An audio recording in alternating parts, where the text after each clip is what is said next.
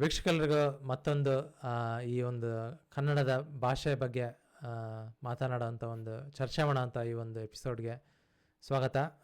ಇವತ್ತಿನ ದಿನ ನನ್ನ ಜೊತೆ ನನ್ನ ಬಾಲ್ಯ ಸ್ನೇಹಿತ ಹರೀಶ್ ಜೊತೆಗಿದ್ದಾರೆ. ಸೊ ಮೊದಲೇನು ಮಾಡಿದ್ವಿ ಹಿಂದಿನ ವಿಡಿಯೋ, ಅದರಲ್ಲೂ ಕೂಡ ಹರೀಶ್ ಭಾಗವಹಿಸಿದ್ರು. ಹರೀಶ್ ಜೊತೆ ಶ್ರೀಧರ್ ಅಂತ ಹೇಳೋಂಥ ಮತ್ತೊಬ್ಬ ಸ್ನೇಹಿತ ಕೂಡ ಇದ್ದರು. ಆದರೆ ಇವತ್ತಿನ ದಿನ ಭಾಗವಹಿಸೋಕ್ಕೆ ಸಮಯ ಇಲ್ದಿರೋದ್ರಿಂದ ನಾನು ಮತ್ತು ಹರೀಶ್ ಇವತ್ತು ಆ ಚರ್ಚೆನ ಸ್ವಲ್ಪ ಮುಂದುವರಿಸ್ತೀವಿ. ಇವತ್ತಿನ ದಿನ ನಾವು 3 ವಿಷಯನ ಟಚ್ ಮಾಡಬೇಕು ಅಂತ ಅಂದ್ಕೊಂಡಿದ್ದೀವಿ. ಮೊದಲನೇ ವಿಷಯ ಬಂದು ಯಾರೋ ಬೆಂಗಳೂರಲ್ಲಿ ಕಂಪ್ನಿ ನಡೆಸ್ತಾರೋ ಮನುಷ್ಯ ಈ ಲ್ಯಾಂಗ್ವೇಜ್ ಇಶ್ಯೂಗಳಿಂದ ತುಂಬಾ ತೊಂದರೆ ಆಗ್ತಿರೋದ್ರಿಂದ ನಾನೇನು ಕಂಪ್ನಿ ಇಟ್ಟಿದ್ದೀನಿ, ನಾನು ಇಟ್ಟಿರೋ ಕಂಪ್ನಿಯಲ್ಲಿ ಕೆಲಸ ಮಾಡ್ತಾ ಇರೋಂಥ ಏನು ಎಂಪ್ಲಾಯೀಸ್ಗಳೇನಿದ್ದಾರೆ ಅವ್ರಿಗೆ ತೊಂದರೆ ಆಗಬಾರ್ದು, ಅದಕ್ಕಾಗಿ ನಾನು ಬೆಂಗಳೂರಿಂದ ಪುಣೆಗೆ ನನ್ನ ಏನು ಆಫೀಸ್ ಏನಿದೆ ಅದನ್ನು ಶಿಫ್ಟ್ ಮಾಡಬೇಕು ಅನ್ನೋಂಥ ಒಂದು ಹೇಳಿಕೆ ಕೊಟ್ಟಿರೋಂಥ ಮನುಷ್ಯನ ಬಗ್ಗೆ ಮೊದಲನೇದಾಗೆ ಮಾತಾಡ್ತೀವಿ. ಎರಡನೇ ಚರ್ಚೆ ಬಂದು ಇನ್ನೊಂದು ಸ್ವಲ್ಪ ಈ ಒಂದು ಏನು ಸೋನು ನಿಗಮ್ದು ಏನು ವಿಷಯ ಏನಾಗಿತ್ತು ಬೆಂಗಳೂರಲ್ಲಿ ಕಾನ್ಸರ್ಟ್ ಮಾಡಿದಾಗ, ಸೊ ಆ ವಿಷಯನ ಸ್ವಲ್ಪ ಟಚ್ ಮಾಡ್ತೀವಿ. ಮೂರನೇ ವಿಷಯ ಬಂದು ಈಗ ರೀಸೆಂಟಾಗಿ ಏನು ಕಮಲ್ ಹಾಸನ್ದು ಒಂದು ಏನು ಕಾಂಟ್ರವರ್ಸಿ ಏನಾಗಿದೆ ಆ ವಿಷಯನ ಟಚ್ ಮಾಡ್ತೀವಿ. ಸೊ ಹಾಗಾದರೆ ತಡ ಮಾಡ್ದೇನೆ ವಿಷಯಗಳಿಗೆ ಈ ಚರ್ಚೆನ ಶುರು ಮಾಡೋಣ ಅಂತೇಳಿ. ಹರೀಶ್, ಮೊದಲನೇ ವಿಷಯ ಬಂದು ಈ ಬೆಂಗಳೂರಿಂದ ಆಫೀಸಿಂದ ಪುಣೆಗೆ ಶಿಫ್ಟ್ ಮಾಡೋಣ ಅಂತ ಹೇಳಿಕೆ ಕೊಟ್ಟಿರೋಂಥ ಯಾವುದೋ ಒಂದು ಎಷ್ಟು ದೊಡ್ಡ ಕಂಪ್ನಿನ ಗೊತ್ತಿಲ್ಲ, ಆ ಕಂಪ್ನಿ CEO ಹೇಳಿಕೆ ಬಗ್ಗೆ ಚರ್ಚೆ ಮಾಡೋಣ. ಈ ಒಂದು ಹೇಳಿಕೆನ ಕೇಳಿ ನಿನಗೇನು ಅನಿಸ್ತು ಹರೀಶ್? ಶುರು ಮಾಡೋಕ್ಕಿಂತ ಮುಂಚೆ ಈಗ IPL ಬಹುದಿನಗಳ ನಂತರ ಬೆಂಗಳೂರು ಟಾಪ್ ಬಂದಿದ್ದಾರೆ. ಇವತ್ತಿನ ಫಲಿತಾಂಶ ಅವರಿಗೆ ಸಹಾಯ ಆಗೋ ರೀತಿಲಿ ಇರ್ಲಿ ಅಂತ ವಿಶ್ ಮಾಡ್ತಾ, ಹೌದು ಸುಹಾಸ್, ನಾನು ಅದನ್ನ ನೋಡಿದಾಗ ಸಾಮೂಹಿಕ ವಾಣಿಗಳಲ್ಲಿ ನನಗೆ ತುಂಬಾ ಬೇಜಾರಾಯ್ತು. ಏನಕ್ಕೆ ಅಂದ್ರೆ ಅದು ಪುಣೆಗೆ ಶಿಫ್ಟ್ ಮಾಡ್ತೀವಿ ಅದೊಂದು ಲ್ಯಾಂಗ್ವೇಜ್ ವಾರ್ ನಡೀತಿದೆ ಅನ್ನೋದನ್ನ ಮಾತ್ರ ಕೋಟ್ ಮಾಡಿದ್ರು. ನನ್ಗೆ ಪರ್ಸನಲ್ ನಾನು ಬೆಂಗಳೂರು ಇರುವಂತ ವ್ಯಕ್ತಿಗೆ ನನಗೇನೋ ಎಲ್ಲೂ ಯಾವ್ದೋ ವಾರ್ ಏನೋ ಕಂಡಿಲ್ಲ. ಒಂದೇನಪ್ಪ ಅಂದ್ರೆ ಸ್ವಲ್ಪ ಎಚ್ಚೆತ್ಕೊಂಡಿದ್ದಾರೆ ಅನ್ಸುತ್ತೆ ಎಲ್ಲ ಒಂದ್ ಕಡೆ. ಕೆಲವರು ಇವನ್ ತುಂಬಾ ವರ್ಷದಿಂದ ಹಿಂದಿಯವರಿದ್ದು ಅಟ್ಲೀಸ್ಟ್ ಹೋದಾಗ ನನ್ನ ಮಾತಾಡ್ಸೋ ರೀತಿ ಕೂಡ ಚೆನ್ನಾಗಿರ್ಬೋದು, ಏನೋ ಸ್ವಲ್ಪ ದಿವಸಕ್ಕಿರ್ತದೆ ಏನೋ ಗೊತ್ತಿಲ್ಲ. ಅದು ನಾನು ಏನ್ ನೋಡ್ತೀನಿ ಅದನ್ನ ಮಾತ್ರ ಮಾತಾಡ್ಬಲ್ಲೆ. ನನ್ನ ಕಡೆ ನನ್ನ ದೃಷ್ಟಿಕೋನದಲ್ಲಿ ಹೇಳೋದಾದ್ರೆ, ಇವಾಗ ಬೆಂಗಳೂರಲ್ಲಿ ಮಾತ್ರ ಲ್ಯಾಂಗ್ವೇಜ್ ವಾರ್ ಅನ್ನೋದನ್ನ ಇವರು ಪೋರ್ಟ್ರೇ ಮಾಡಿ ತೋರಿಸೋದು ನನ್ಗೆ ಇಷ್ಟ ಆಗ್ತಿಲ್ಲ ಪರ್ಸನಲ್ ಆಗಿ. ಅದೇ ರೀತಿ ನೀವು ಮ್ಯಾಚ್ ಮಾಡಂಗ್ ಹೇಳೋದಾದ್ರೆ, ಮಳೆ ಅನ್ನೋದು ಬರೀ ಬೆಂಗಳೂರಲ್ಲಿ ಮಾತ್ರ ಪ್ರಾಬ್ಲಮ್ ಕ್ರಿಯೇಟ್ ಮಾಡಲ್ಲ, ಮುಂಬೈಲೂ ಮಾಡುತ್ತೆ, ಡೆಲ್ಲಿಲೂ ಮಾಡಿದೆ, ಇನ್ನೊಂದ್ ಕಡೆ ಮಾಡಿದೆ. ಬಟ್ ಅದೇನು ಅಂತ ಗೊತ್ತಿಲ್ಲ, ಬೆಂಗಳೂರಲ್ಲಿ ಮಾತ್ರ ಆದಾಗ ಸೋಷಿಯಲ್ ಮೀಡಿಯಾ ಫುಲ್ ಬೆಂಗಳೂರು ಮುಳುಗೋಗಿದೆ ಅದು ಇದು ಅಂತ ಬೆಳಗೋಗಿದೆ, ಮೇಲೆ ಇನ್ಫ್ರಾಸ್ಟ್ರಕ್ಚರ್ ಚೆನ್ನಾಗಿಲ್ಲ, ಈ ರೀತಿ ಏನಕ್ಕೆ ಇರ್ತೀರಾ ಇಲ್ಲಿ ಅಂತ ಕೆಟ್ಟ ದೃಷ್ಟಿಯಿಂದ ಮಾತಾಡೋದು ಜಾಸ್ತಿ. ಹೌದು, ನಾನು ನೋಡಿದ್ದೇನೆ. ಹೌದು ಸುಹಾಸ್, ನಾನು ಅದೇ ನಿಟ್ಟಿನಲ್ಲಿ ಅಲ್ಲೇನ್ ಕೋಪ ಬಂತು ಅದೇ ಕೋಪ ಇದ್ರ ಮೇಲೂ ಬಂತು ನನಗೆ. ಇವಾಗ ಇವರು ಹೆಸರು ತಗೊಳ್ಳಲ್ಲ, ಯಾರೋ ಒಳ್ಳೆ ಉನ್ನತ ಮಟ್ಟದಲ್ಲಿರುವಂತ IT ಎಂಪ್ಲಾಯಿನೇ, ಅವ್ರ ಮೇ ಬಿ ತುಂಬಾ ಸ್ಥಿರಾನು ಆಗಿದ್ರು ಅನ್ಸುತ್ತೆ ಬೆಂಗಳೂರಲ್ಲಿ. ಅವರು ಈ ರೀತಿ ಒಂದು ಏನೋ ಒಂದು ಅಥವಾ ಎಲ್ರು ಒಂದು ಅಡ್ವಾಂಟೇಜ್ ತಗೋತಾರೆ ಸಾಮಾಜಿಕ ಜಾಲತಾಣದ್ದು ಅಂತಾನೆ ಅನ್ನಿಸ್ತಾ ಇದೆ ನನಗೆ. ಏನಪ್ಪಾ ಅಂದ್ರೆ ಇಮಿಡಿಯೇಟ್ ನ್ಯೂಸ್ ಬರ್ಬೇಕು, ಅಥವಾ ಮತ್ತೆ ಅವ್ರ ಆಫೀಸ್ಗೆ ಹೋದಾಗ ನೋಡ್ತಾರಲ್ವಾ, ಹೌದು ಇವಾಗ ನಾವೆಂಗೆ ಕನ್ನಡದ ಪರವಾಗಿ ಒಳ್ಳೇದ್ ಮಾತಾಡಕ್ ಬಂದು ಚೆನ್ನಾಗಿ ಮಾತಾಡಿದ್ದೀರಾ ಅಂತಾರೆ, ಅದೇ ರೀತಿ ಅವ್ರಿಗೆ ಸಪೋರ್ಟ್ ಮಾಡೋರು ಇರ್ತಾರೆ. ಅಟೆನ್ಷನ್ಗೋಸ್ಕರ ಇದೊಂದು ಮಾಡಿರ್ಬೋದು. ನನ್ ಒಂದ್ ಪ್ರಶ್ನೆ. ಇನ್ನೊಂದು ನಾವು ಡೀಟೇಲ್ ಮಾತಾಡಕ್ ಹೋದ್ರೆ, ನೀವೇನಾದ್ರು ನಿನ್ ಪಾಯಿಂಟ್ ಹೇಳಿ ಕಂಟಿನ್ಯೂ ಮಾಡ್ತೀನಿ ಸೋಸ್. ಇದು ನನ್ ದೊಡ್ಡದಾಗಿದೆ, ತುಂಬಾ ಇದೆ ನಂದು ಹೇಳೋದು ಇದು. ಯಾಕಂದ್ರೆ ನಾನು ಮಹಾರಾಷ್ಟ್ರ ಮತ್ತೆ ಅಲ್ಲಿ ಇದ್ದ ಕಾರಣದಿಂದ, ನೀನು ಆಚೆ ಜಪಾನ್ ಅಲ್ಲಿ ಹೆಂಗ್ ಅಡಾಪ್ಟ್ ಆದ ಅನ್ನೋದು ಕೂಡ ಇದಕ್ಕೆ ಪಾಯಿಂಟ್ ಆಗುತ್ತೆ. ನೀನು ಕಂಟಿನ್ಯೂ ಮಾಡೋದು ಮಾತಾಡ್ತೇನೆ ಮತ್ತೆ. ಓಕೆ, ನಾನ್ ಮಾತಾಡ್ಲಾ ಅಥವಾ? ಓಕೆ, ನನಗೆ ಏನು ಅಂದರೆ, ಆಯ್ತು ಅವ್ನು ಏನೋ ಡಿಸಿಷನ್ ಮಾಡಿದ್ದಾನೆ ಮನುಷ್ಯ, ಬೆಂಗಳೂರು ಬಿಟ್ಟು ಪುಣೆಗೆ ಹೋಗ್ಬೇಕು ಅಂತ ಡಿಸೈಡ್ ಮಾಡಿಬಿಟ್ಟಿದ್ದಾನೆ. ಹೋಗ್ಲಿ, ಏನು ಅವನೊಂದು ಕಂಪ್ನಿನ ಬೆಂಗಳೂರಿಂದ ಪುಣೆಗೆ ಶಿಫ್ಟ್ ಮಾಡಿದ್ರೆ ಕೆಲವೊಂದಷ್ಟು ಜನ ಅವನ ಹೇಳಿಕೆ ಏನು ಕೊಟ್ಟಿದ್ದೆ ಅದ್ರ ಮೇಲೆ ಕಮೆಂಟ್ ಮಾಡಿದ್ರು, ನೀನು ಹೋಗೋದು ಒಳ್ಳೆಯದೇ ಗುರು, ಹೋಗ್ಬಿಡು ನೀನು ಅಂತ. ಕಮ್ಮಿ ಆದ್ರೇ ಜಾಸ್ತಿ, ಯಾಕೆಂದರೆ ಓವರ್ ಪಾಪ್ಯುಲೇಷನ್ ಆಗಿದೆ ಬೆಂಗಳೂರಲ್ಲಿ, ಅದರಿಂದ ಸಾಕಷ್ಟು ತೊಂದರೆಗಳಾಗ್ತಾಯಿದ್ದಾವೆ. ಅವನ ಕಂಪ್ನಿನ ಬೆಂಗಳೂರಿಂದ ಪುಣೆಗೆ ಶಿಫ್ಟ್ ಮಾಡಿದ್ರೆ ಒಂದಷ್ಟು ಜನ ಬೆಂಗಳೂರಿಂದ ಬೇರೆ ಒಂದು ಜಾಗಕ್ಕೆ ಹೋಗ್ತಾರೆ. ಒಳ್ಳೆಯದೇ ಬೆಂಗಳೂರಿಗೆ, ಅದು ಹೇಳಬೇಕು ಅಂದರೆ. ಅದರಲ್ಲೂ ಒಬ್ಬ ಕನ್ನಡಿಗನ ದೃಷ್ಟಿಕೋನದಿಂದ ನೋಡಿದ್ರೆ ಒಳ್ಳೆಯ ವಿಷಯನೇ ಅದು. ಬಟ್ ಪುಣೆಗೆ ಹೋದರೆ, ಪುಣೆ ಏನಿದೆ ಅದು ಮಹಾರಾಷ್ಟ್ರದಲ್ಲಿರೋಂಥ ಒಂದು ಸಿಟಿ ಅದು. ಅಲ್ಲಿ ಬಂದು ಲೋಕಲ್ ಲ್ಯಾಂಗ್ವೇಜ್ ಬಂದು ಮರಾಠಿ. ಸೊ ಅಲ್ಲಿ ಹೋಗಿ ಈಗ ಇವನ ಮಹಾರಾಷ್ಟ್ರದಿಂದಲೂ ಕೂಡ ಈ ಒಂದು ಲ್ಯಾಂಗ್ವೇಜ್ ವಾರ್ ಅನ್ನೋದಕ್ಕಿಂತ ಒಂದೇನು ಈ ಭಾಷೆಗೆ ಸಂಬಂಧಪಟ್ಟಂಥ ಒಂದು ಪ್ರೊಟೆಸ್ಟ್ ಇರ್ಬೋದು, ಇಲ್ಲಾಂದರೆ ಮೂವ್ಮೆಂಟ್ ಇರ್ಬೋದು ಅಂತ ನಾನು. ಯಾಕೆಂದರೆ ಇಂಡಿಯಾ ಒಂದು ಡೈವರ್ಸ್ ಕಂಟ್ರಿ, ಲ್ಯಾಂಗ್ವೇಜ್ ಡೈವರ್ಸಿಟಿ ತುಂಬ ಇದೆ. ಸೊ ಹಾಗಾಗಿ ಈ ಒಂದು ಭಾಷೆಗೆ ಏನಾದರೂ ಅನ್ಯಾಯ ಆಗ್ತಿದ್ರೆ ಆ ಭಾಷೆ ಮಾತಾಡೋಂಥ ಜನಗಳು ನಮ್ಮ ಭಾಷೆಗೆ ಈ ರೀತಿ ಅನ್ಯಾಯ ಆಗ್ತಾ ಇದೆ ಅಂತ ಮಾತಾಡೋದು ತುಂಬ ಸಹಜ. ಸೊ ಹಾಗಾಗಿ ಕರ್ನಾಟಕದಲ್ಲೂ ಕೂಡ ಒಂದಷ್ಟು ಮೂವ್ಮೆಂಟ್ ನಡೀತಿದ್ದಾವೆ, ಮಹಾರಾಷ್ಟ್ರದಲ್ಲಿ ಕೂಡ ನಡೀತಾ ಇದ್ದಾವೆ.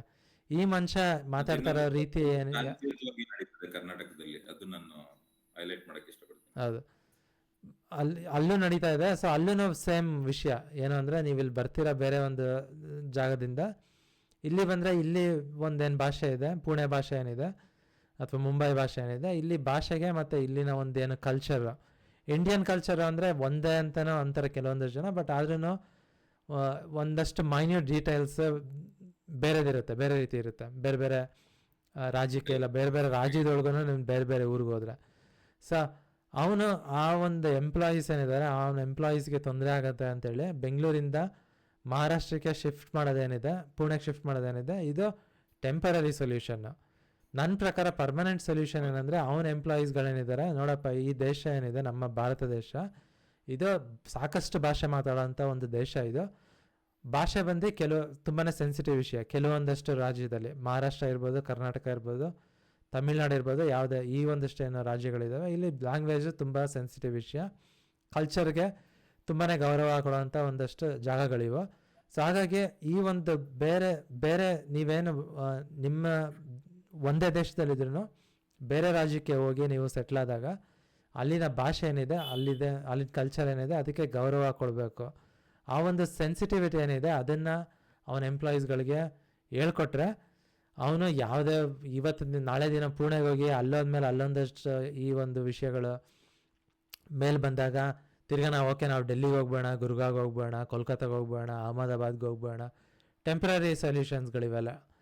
ಅದನ್ನು ಬಿಟ್ಟು ಅವನ ಎಂಪ್ಲಾಯೀಸ್ಗಳಿಗೆ ಅಲ್ಲಿ ಏನು ಲೋಕಲ್ ಜನಗಳೇನಿದ್ದಾವೆ, ಲ್ಯಾಂಗ್ವೇಜ್ ಏನಿದೆ, ಕಲ್ಚರ್ ಏನಿದೆ, ಅದಕ್ಕೆ ಮರ್ಯಾದೆ ಕೊಡೋಣ. ಅವ್ರ ಜೊತೆ ನಾವು ಬೆರೆಯೋಣ, ಒಂದಾಗಿ ಬದುಕೋಣ.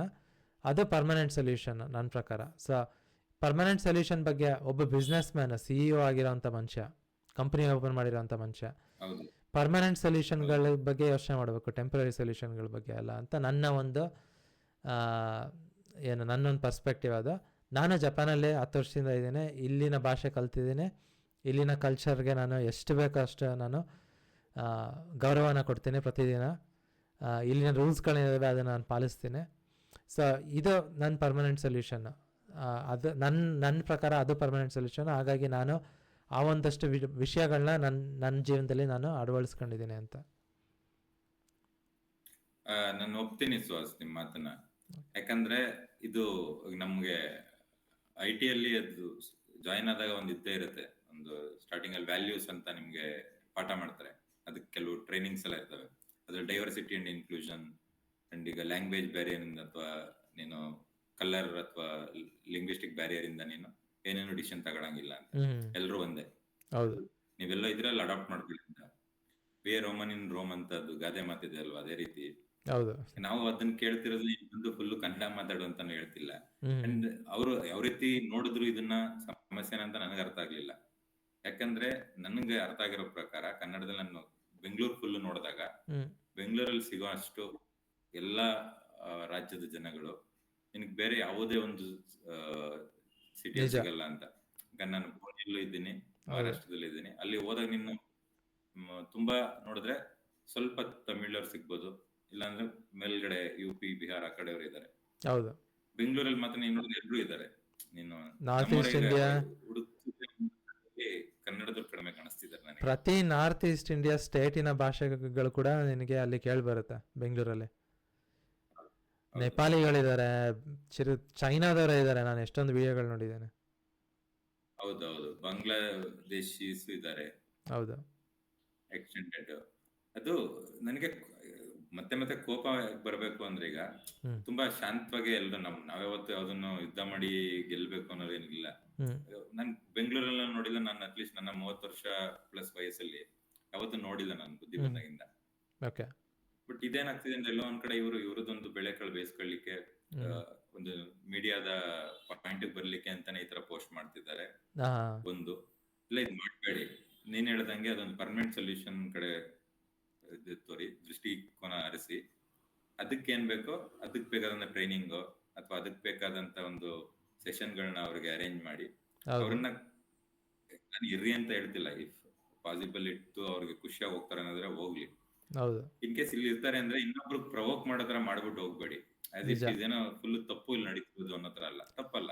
ಹೌದು ಇಲ್ಲಿ ಒಂದು ಅವೇರ್ನೆಸ್ ಹುಟ್ಟಬೇಕು. ಇಲ್ಲಾಂದ್ರೆ ನಮ್ದು one of the oldest language ಅದು ಎಷ್ಟಾಗಿರ್ಬೋದು, ನಮ್ಗೆ ನಾವು ಓದಿರೋ ಪ್ರಕಾರ ನಾವು ಕಲ್ತಿದಂತ ಕನ್ನಡ ಹಾ ಲಿಟ್ರೇಚರ್ ನಮ್ಗೇನ್ ಹೇಳ್ಕೊಟ್ರು, ಮೊದಲನೇ ಲ್ಯಾಂಗ್ವೇಜ್ ಆಗಿ ನಾವೆಲ್ಲ ಓದಿದ್ದಲ್ವ. ಹೌದು ಅಲ್ಲಿ ನಮ್ಗೆ ಕಲ್ಸಿರೋದು ಕನ್ನಡ ಒನ್ ಆಫ್ ದಿ ಹಳೆ ಭಾಷೆಗಳಲ್ಲಿ ಒಂದು ಅಂತ. ಹೌದು ಹಲ್ಮಿಡಿ ಶಾಸನದ್ದು ಎಲ್ಲ ಕೆಲವು ಕುರುಹುಗಳು ನಮ್ಗೆ ಗೊತ್ತು. ನಿಜ ಸೊ ಇದು ಮೊದಲನೇ ವಿಷಯನ ನೀವ್ ಹೇಳ್ದಂಗೆ ಇನ್ಕ್ಲೂಷನ್ ಅಂಡ್ ಡೈವರ್ಸಿಟಿ, ಅದು ಹ್ಮ್ ನಾನು ಹೇಳ್ತಿರೋದು ಆನ್ ಪೇಪರ್ ಇದೆ. ಯಾವುದೇ ಕಂಪ್ನಿಗೆ ಹೋಗ್ಬಿಟ್ಟು ನಾವು ಅದನ್ನ ರೆಫರೆನ್ಸ್ ಆಗಿ ತೋರಿಸಿ, ಗುರು ಇದ್ರ ಬದಲಾಗಿ ಏನ್ ಹೇಳ್ಕೊಟ್ಟಿದ್ರ ಹೇಳಿ ನಿಮ್ಮ ಎಂಪ್ಲಾಯೀಸ್ಗೆ ಅಂತ ಕೇಳ್ಬೋದು. ಹ್ಮ್ ಹ್ಮ್ ಹ್ಮ್ ಅದು ಸಮಸ್ಯೆನೇ ಅಲ್ಲ ಇಲ್ಲಿ. ಯಾಕಂದ್ರೆ ಇಲ್ಲಿ ಆಲ್ರೆಡಿ IT ಇದ್ದು ಒಂದು ಏನು ಕಟ್ಟಡ ಅದು ಇದೆಲ್ಲ ಇದೆ, ಚೆನ್ನಾಗಿದೆ ಬೆಂಗಳೂರಲ್ಲಿ. ಹೌದು ಇರೋರು ಅಥವಾ ಆಲ್ರೆಡಿ ಇರೋ ಅವ್ರಿಗೆ ಗೊತ್ತು ಇದ್ರದ್ದು ಒಳ್ಳೆತನ ಏನಿದೆ ಅಂತ. ಹ್ಮ್ ಯಾವ್ದೋ ಒಂದ್ ತಿಂಗಳು ಮಳೆ ಬಂತು ಅಂತ ಬೆಂಗಳೂರಿದ್ದಾಗಲ್ಲ, ಯಾವ್ದೋ ಒಂದು ಈ ರೀತಿ ಒಂದು ಸಮಸ್ಯೆ ಅಥವಾ ಯಾವ್ದೋ ಒಂದು ಪ್ರೊಟೆಸ್ಟ್ ನಡೆದಾಗ ಸಣ್ಣದೇನೋ ಸಣ್ಣ ಪುಟ್ಟ ಟ್ರಾಫಿಕ್ ಸಮಸ್ಯೆ ಆಗುತ್ತೆ, ಅದು ಯಾವಾಗ್ಲೂ ಇರುತ್ತೆ, ಅದು ಪಾರ್ಟ್ ಆಫ್ ಲೈಫ್. ಇವ್ರು ಹೌದೌದು ಅದನ್ನ ಒಂದು ಗ್ಲೋರಿಫೈ ಮಾಡಿ ಅಡ್ವಾಂಟೇಜ್ ಯೂಸ್ ಮಾಡೋದು, ನನಗೆ ನನ್ನ ಸಿಟಿನ ನೀನ್ ಇರಬೇಡ ಇಷ್ಟ ಇಲ್ಲ ಅಂದ್ರೆ. ಹ್ಮ್ ಬಟ್ ಹ್ಮ್ ನೆಗೆಟಿವ್ ಒಂದು ಇದ್ರಲ್ಲಿ ಪೋರ್ಟ್ರೇ ಮಾಡಿದಾಗ ತುಂಬಾ ಬೇಜಾರಾಗುತ್ತೆ. ಸೊ ಹೌದು ಅದನ್ನ ನಾನು ಒಪ್ಪೋದಿಲ್ಲ. ಪ್ಲಸ್ ಇನ್ನೊಂದೇನು ಅಂದರೆ ಆಯ್ತು ಅವ್ನು ಹೋಗ್ಬೇಕು ಅಂತ ಡಿಸೈಡ್ ಮಾಡಿದರೆ ಅದನ್ನು ಸೋಷಿಯಲ್ ಮೀಡಿಯಲ್ಲಿ ಹಾಕೋಂಥ ಅವಶ್ಯಕತೆ ಇರಲಿಲ್ಲ. ಸುಮ್ಮನೆ ಪ್ಯಾಕ್ ಮಾಡ್ಕೊಂಡು ಹೋಗ್ಬೋದಾಗಿತ್ತು. ಮುಂಬೈಗಾರು ಹೋಗಲಿ ಪುಣೆಗಾರು ಹೋಗಲಿ ಎಲ್ಲಾದರೂ ಹೋಗಲಿ ತಲೆ ಕೆಡಿಸ್ಕೊಳ್ಳೋದ ಆ ಮನುಷ್ಯ. ಈಗ ಅವನ ಹೆಸರು ಬಂದು ಏನೋ ಬ್ಯಾನರ್ಜಿನೋ ಏನೋ ಚಟರ್ಜಿನೋ ಏನೋ ಇತ್ತು. ಸೊ ಕೋಲ್ಕತ್ತಾಗಾರು ಹೋಗಲಿ ಎಲ್ಲಿಗಾದರೂ ಹೋಗಲಿ ನನಗೆ ಗೊತ್ತಿಲ್ಲ. ಬಟ್ ಅದನ್ನು ನಿಜವಾಗ್ಲೂ ಒಂದೇನು ವಿಷಯ ನಡೀತಾ ಇದೆ ಅದ್ರ ಬಗ್ಗೆ ಒಂದು ಏನಂತಾರೆ ಒಂದು ಕಾಳಜಿ ಇದ್ದಿದ್ರೆ ಸೋಷಿಯಲ್ ಮೀಡಿಯಾದಲ್ಲೇ ಆಗ್ತಾ ಇರಲಿಲ್ಲ ಆ ವಿಷಯನ. ಪ್ಯಾಕ್ ಮಾಡ್ಕೊಂಡು ಸುಮ್ಮನೆ ಟ್ರಾನ್ಸ್ಫರ್ ಮಾಡಿಸ್ತಿದ್ರು ಕಂಪ್ನಿನ. ಬಟ್ ಎನಿವೆ, ಇದು ಬಂದು ಮೊದಲನೇ ವಿಷಯ. ಸೆಕೆಂಡ್ ವಿಷಯಕ್ಕೆ ಹೋಗೋಣ ನಾವು. ಈ ಲ್ಯಾಂಗ್ವೇಜ್ ಏನು ನಡೀತಾ ಇದೆ, ಈ ಒಂದು ಮೂಮೆಂಟ್ ಏನು ನಡೀತಾ ಇದೆ ಕರ್ನಾಟಕದಲ್ಲಿ. ಒಂದು ಇನ್ಸಿಡೆಂಟ್ ಆಗಿತ್ತು. ಸೋನು ನಿಗಮ್ ಕಾನ್ಸರ್ಟ್ ಮಾಡ್ತಿದ್ರು ಬೆಂಗಳೂರಲ್ಲಿ. ಯಾರೋ ಒಬ್ಬ ಅಲ್ಲಿ ಇರೋ ಮನುಷ್ಯ,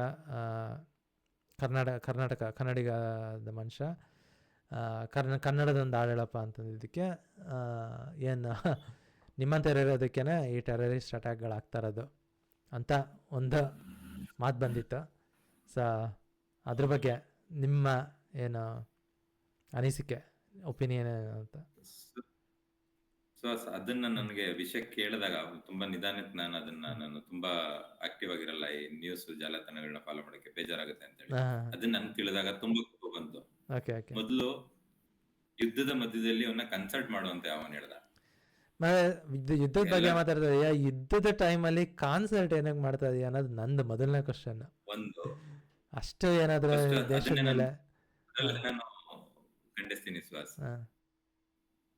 ಬೇರೆ ದೊಡ್ಡ ಅಂತ ಇವೆಂಟ್ ಗಳನ್ನೇ ಕ್ಯಾನ್ಸಲ್ ಮಾಡಿದ್ದಾರೆ, ಒಳ್ಳೇದಲ್ಲ ಎಂಟರ್ಟೈನ್ಮೆಂಟ್ ಗೆ ಅಂತ. ಇವನೊಬ್ಬ ಏನ್ ಬೇಕಿತ್ತು ಫಸ್ಟ್ ಅದು ನನಗೆ. ಇನ್ನು ಬೇರೆ ಪಾಯಿಂಟ್ ಮಾತಾಡಕ್ ಬಂದಾಗ, ಒಬ್ಬ ಕನ್ನಡದನು ಒಬ್ಬ ಲೋಕಲ್ ಐಟು ಬಂದು ಏನ್ ಕೇಳ್ದ, ಕನ್ನಡ ಸಾಂಗ್ ಆಡಿ ಅಂತ.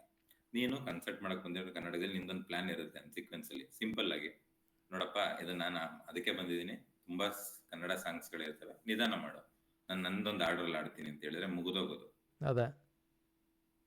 ಇದನ್ನ ಅವನು ಕನೆಕ್ಟ್ ಮಾಡಿರೋ ಪಾಯಿಂಟ್ ಇನ್ನೂ ಕೋಪ ಬಂತು ಸುಹಾಸ್. ಇಲ್ಲಿ ಬೆಂಗಳೂರಲ್ಲಿ ಯಾವುದೋ ಒಂದು ಕ್ಲೋಸ್ಡ್ ರೂಮ್ ಅಲ್ಲಿ ನಡೀತಿರೋ ಅಂತ ಒಂದು ಇವೆಂಟಿಗೂ ಅಲ್ಲಿ ಎಲ್ಲೋ ನಡೆದಿರೋಂತ ಒಂದು ಇವೆಂಟಿಗೂ ಏನ ಲಿಂಕ್? ಯಾವ್ದಾದ್ರೂ ಒಂದು ಸಣ್ಣ ಪಾಯಿಂಟ್ ಆಫ್ ಕಾಂಟ್ಯಾಕ್ಟ್ ನನಗೆ ಕಾಮನ್ ಆಗಿ ಕಂಡಿಲ್ಲ. ಅಥವಾ ತಲೆನ ಮನೇಲೆ ಇಟ್ಬಿಟ್ಟು ಬಂದಿದ್ದ ಅನ್ಸುತ್ತೆ ನನ್ಗೆ ಗೊತ್ತಿದ್ದಂಗೆ. ಅಲ್ಲ, ದುಡ್ಡು ಮಾಡ್ತಾ ಇರೋದೇ ಬರೀ ಏನ್ ವಾಯ್ಸ್ ಇದೆ ಅದರಿಂದ, ತಲೆಯಿಂದ ಏನ್ ದುಡ್ಡು ಮಾಡ್ತಾ ಇಲ್ಲ ಮನುಷ್ಯ ಅವನು. ಅದೇ ಅನ್ನಿಸ್ತಾ ಇದೆ ನನಗೂ ಈಗ. ಅದು ಮೊನ್ನೆ ಅಂದ್ರೆ ವಿತ್ ನಿನಗೆ ಪುರಾವೆ ಸಮೇತ ಅವರು ಬಿಟ್ಟಿದ್ದಾರೆ. ಅದೇ ನಾನು ಬರೀ ವಾಯ್ಸಿಂದ ಹೋಗಿದ್ದೆ, ತಲೆಯಿಂದಲ್ಲ ಅಂತ. ನಾನು ಸ್ವಲ್ಪ ತಲೆ ಇದೆ ಅನ್ಕೊಂಡಿದ್ದೆ ಅವನಿಗೆ. ಸಾಕಷ್ಟು ಕಾಂಟ್ರವರ್ಸಿಗಳಾಗಿದ್ದಾವೆ ಮನುಷ್ಯಂದು ಅದ್ರ ಹಿಂದ್ಗಡೆ ಕೂಡ. ಇದ್ರಲ್ಲಿ ನನ್ಗೆ ಇನ್ನೊಂದಂದ್ರೆ ಈಗ ಅದು ಹೆಂಗೆ ಅದು ಗ್ಲೋರಿಫೈ ಆಯ್ತಲ್ಲ ಸುಹಾಸ್, ಅದನ್ನು ನಾನು ನೀವು ಲಾಸ್ಟ್ ಮಾತಾಡಿದಾಗ ಹೇಳಿದೆ, ಒಂದು ಯಾಕೆ ಇವರು ಸಣ್ಣದಾಗಿ ಮುಗಿಯುವಂತ ಸೊಲ್ಯೂಷನ್ ಚೂಸ್ ಮಾಡ್ಕಂತಿಲ್ಲ. ನಿಜ. ಸೋಷಿಯಲ್ ಮೀಡಿಯಾ ಏನ್ ಮಾಡಿದೆ ಜನಗಳನ್ನ ಅಂದ್ರೆ ಈ ಉಗ್ರಲ್ಲಿ ಹೋಗೋದಕ್ಕೆ ಕೊಡ್ಲಿ ಯೂಸ್ ಮಾಡಿ ಅನ್ನೋಂತ ಒಂದು ಐಡಿಯಾಲಜಿ ಬಂದ್ಬಿಟ್ಟಿದೆ. ಯಾಕಂದ್ರೆ ಅವಾಗೆ ಜನ ಅಟೆನ್ಷನ್ ಕೊಡೋದು ನಿನಗೆ. ಅದೇ ಅದೇ ಸ್ವಲ್ಪ ಮಾರ್ಕೆಟ್ ಇತ್ತು, ಅಟೆನ್ಷನ್ ಬೇಕಿತ್ತು. ನಿಜ. ಸೆಲೆಬ್ರಿಟಿಗಳೆಲ್ಲ ಹಂಗೇನೆ. ನೆಕ್ಸ್ಟ್ ಕಮಲ್ ಹಾಸನ್ ಬಗ್ಗೆ ಮಾತಾಡೋಣ. ಬಟ್ ಇವಾಗ ಸೆನ್ಸಿಟಿವ್ ಅಲ್ವಾ ಸುಹಾಸ್, ಈಗ ಲಿಂಗ್ವಿಸ್ಟಿಕ್ ಮ್ಯಾಟರ್ ಅಂದಾಗ ಲ್ಯಾಂಗ್ವೇಜ್ ಈಗ ಕಮಲ್ ಹಾಸನ್ ನಾನು ಫ್ಯಾನ್ ಕಮಲ್ ಹಾಸನ್ ಆಕ್ಟಿಂಗ್ ಗೆ. ಬಟ್ ಈ ತರದ್ದೆಲ್ಲ ಮಾಡಿದಾಗ ಅದೇನಾಗುತ್ತೆ ಅಂದ್ರೆ ರೆಸ್ಪೆಕ್ಟ್ ಹೊಂಟೋಗುತ್ತೆ ನಮ್ಗೆ. ನಿಜ. ಅವರು ಏನೇ ಅವಾರ್ಡ್ಸ್ ತಗೊಂಡಿದ್ರು ಅದು ನನಗೀಗ ಏನೋ ಕಾಣಿಸ್ತಿಲ್ಲ ಸುಹಾಸ್ ನನಗೆ. ಅಗೇನ್ ನಾನು ಆ ಪಾಯಿಂಟ್ ಅಲ್ಲಿ ಮತ್ತೆ ಸೊಲ್ಯೂಷನ್ ಮಾತಾಡ್ತೇನೆ, ನೀವು ನಿಮ್ಮ ಒಪಿನಿಯನ್ ಹೇಳಿ. ನನ್ನ ಒಪಿನಿಯನ್ ಅದೇ ನಾನು ಹೇಳಿದ್ದು. ಅಷ್ಟು ನೋವಾಗಿದ್ರೆ ಹೌದು ಎಲ್ಲಾರ್ಗು ನೋವಾಯ್ತದ, ಬಟ್ ಅಷ್ಟೆಲ್ಲ ನೋವಾಗಿ ಅಷ್ಟೆಲ್ಲ ಈ ಒಂದು ಟೆರರಿಸಮ್ ಏನಿದೆ ಅಂತ ಸೆನ್ಸಿಟಿವ್ ವಿಷಯ ಇದು. ಹೌದು ನಿಜವಾಗ್ಲೂ ಸೆನ್ಸಿಟಿವ್ ವಿಷಯ ಕೂಡ ಅದು. ಆದ್ರೂ ಅಷ್ಟು ಸೆನ್ಸಿಟಿವ್ ಅಂತ ಅನ್ನೋದು ಸೋನು ನಿಗಮ್ ತಲೆಯಲ್ಲಿದ್ರೆ ಕಾನ್ಸರ್ಟನ್ನ ಕ್ಯಾನ್ಸಲ್ ಮಾಡ್ತಿದ್ರು. ಕಾನ್ಸರ್ಟ್ ಯಾಕೆಂದರೆ ಅವ್ರು ಬೆಳೆ ಬಯಸ್ಕೊಬೇಕಾದ್ರೆ ಅವ್ರದ್ದು ಏನು ಎಕನಾಮಿಕ್ಸ್ ಏನಿದೆ ಅವ್ರು ದುಡ್ಡು ಮಾಡಬೇಕಾದ್ರೆ ಏನಂತಾರಪ್ಪ, ಬೇಸಿಕಲಿ ಅವ್ನು ದುಡ್ಡು ಮಾಡಬೇಕಷ್ಟೇ ಅಲ್ವಾ. ಪ್ಲಸ್ ಅಲ್ಲಿ ಕರ್ನಾಟಕದಲ್ಲಿ ನೀನು ಕಾನ್ಸರ್ಟ್ ನಡೆಸ್ತಾ ಇದೆಯಾ, ಕನ್ನಡದೊಂದು ಹಾಡು ಹೇಳುವಂಥ ಏನೊಂದು ರಿಕ್ವೆಸ್ಟ್ ಏನಿದೆ ಅದು ಏನೋ ಒಂದು ಇಲ್ಲಾಜಿಕಲ್ ರಿಕ್ವೆಸ್ಟ್ ಏನಲ್ಲ, ಅದು ಒಂದು ಲಾಜಿಕಲ್ ರಿಕ್ವೆಸ್ಟ್ ಅದು. ಯಾಕೆಂದರೆ ಕನ್ನಡ ಮತ್ತು ಹಿಂದಿಲಿನೇ ಸಾಕಷ್ಟು ಹಾಡುಗಳು ಆಡಿರೋದು ಮತ್ತು ದುಡ್ಡು ಮಾಡಿರೋದು. ಸೋನು ನಿಗಮ್ ಏನಕ್ಕಪ್ಪ ಅಲ್ಲಿ ಬರೀ ಹಿಂದಿ ಹಾಡು ಆಡ್ತಾ ಇದ್ದು ಅಂದರೆ ಎಕನಾಮಿಕ್ಸ್ ಮಗ ಅದು ದುಡ್ಡದು. ಯಾಕೆಂದರೆ ಅಲ್ಲಿ ಮೋಸ್ಟ್ ಪ್ರಾಬಬ್ಲಿ ಏನು ಬಂದಿದ್ರು ಆ ಕಾನ್ಸರ್ಟಿಗೆ ಅವರೆಲ್ಲ ಹಿಂದಿ ಮಾತಾಡೋ ಜನಗಳು ಬಂದಿದ್ರು ಅಂತ ಅನಿಸುತ್ತೆ. ಸೊ ಅಲ್ಲಿ ಆ ಒಂದೇನು ಪ್ರೈಮರಿ ಆಡಿಯನ್ಸ್ ಏನಿದೆ ಅವ್ರನ್ನ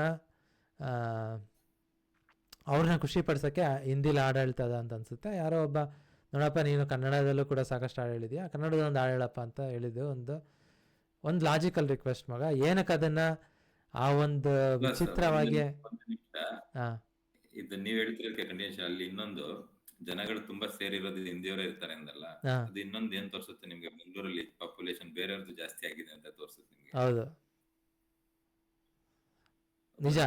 ನಿಜ ಅಲ್ಲ ಆಗಿದೆ, ಹೌದು. ಬಟ್ ಅದೇ ಅಂದರೆ ನನಗೆ ನಿಜವಾಗ್ಲೂ ಅರ್ಥ ಆಗಲಿಲ್ಲ. ಯಾಕೆಂದರೆ ಇಲ್ಲಿಗೆ ಬಂದು ಅದರಲ್ಲೂ ಕನ್ನಡ ಮಾತಾಡೋ ಜನಗಳು ಇದ್ದಾರೆ ಅಂತ ಗೊತ್ತಾದ್ಮೇಲೂ ಆ ರೀತಿ ರಿಕ್ವೆಸ್ಟ್ ಆದ್ಮೇಲೂ ಕನ್ನಡ ಆಡಲಿಲ್ಲ ಅಂದರೆ ಮನುಷ್ಯನ ಒಂದು ರೀತಿ ಒಂದು ಮಾನವೀಯತೆ ಇಲ್ಲ ಅಂತಲೇ ಹೇಳ್ಬೋದು. ಯಾರಿಂದ ನೀನು ದುಡ್ಡು ಮಾಡ್ಕೊಂಡಿದೀಯಾ, ಯಾವ ಇಂಡಸ್ಟ್ರಿಯಿಂದ ನೀನು ದುಡ್ಡು ಮಾಡ್ಕೊಂಡಿದೀಯಾ, ಆ ಇಂಡಸ್ಟ್ರಿಗೆ ಕರ್ನಾಟಕ ಫಿಲ್ಮ್ ಇಂಡಸ್ಟ್ರಿಯವ್ರು ಚೆನ್ನಾಗೇ ಮಾಡಿದ್ರು. ಅವನು ಆಡಿರೋಂಥ ಒಂದು ಹಾಡನ್ನು ಫಿಲಮಿಂದ ತೆಗ್ದೇ ಹಾಕ್ಬಿಟ್ರು. ಒಳ್ಳೆ ಕೆಲಸ ಅದು. ಯಾಕೆಂದರೆ ನಮ್ಮ ಜನಗಳೇನಿದ್ದಾರೆ ಅವ್ರನ್ನೇ ಪ್ರೋತ್ಸಾಹ ಮಾಡೋಣ, ಅವ್ರಿಗೆ ಆಪರ್ಚುನಿಟಿಗಳನ್ನ ಕೊಡೋಣ, ಅವ್ರನ್ನೇ ಬೆಳೆಸೋಣ ಅನ್ನೋ ಒಂದು ವಿಷಯ ನಮ್ಮ ಏನು ಪ್ರೊಡ್ಯೂಸರ್ಸ್ಗಳೇನಿದ್ದಾರೆ, ಕರ್ನಾಟಕದ ಪ್ರೊಡ್ಯೂಸರ್ಸ್ಗಳೇನಿದೆ ಅವ್ರ ತಲೆಗೆ ಹೋಯ್ತು ಅನಿಸುತ್ತೆ. ಒಳ್ಳೆ ವಿಷಯನೇ ಆಯಿತು, ರಿಸಲ್ಟ್ ಬಂದು ಒಳ್ಳೆಯದೇ ಆಯಿತು. ಇಂಥ ಜನಗಳಿಗೆ ಅವಕಾಶ ಕೊಡಲೇಬಾರ್ದು. ಯಾರಿಗೆ ಒಬ್ಬರಿಗೆ ಕೃತಜ್ಞತೆ ಇರಲ್ಲ ಅಂಥ ಜನಗಳಿಗೆ ಅವಕಾಶ ಕೊಡಬಾರ್ದು ಅನ್ನೋದು ನನ್ನ ಅನಿಸಿಕೆ. ಒಪ್ತೀನಿ ಸುಹಾಸ್. ಇನ್ನೊಂದು ನನ್ನ ಮನದಾಳದ ಮಾತೇನಂದ್ರೆ,